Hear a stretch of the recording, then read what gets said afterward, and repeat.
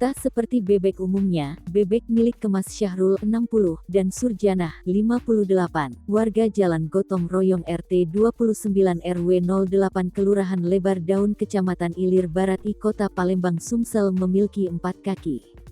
Meski telah diketahui keanehannya cukup lama, namun Erik Mayansyah 30 anak dari pasangan ini yang sehari-hari mengurus bebek baru memviralkan.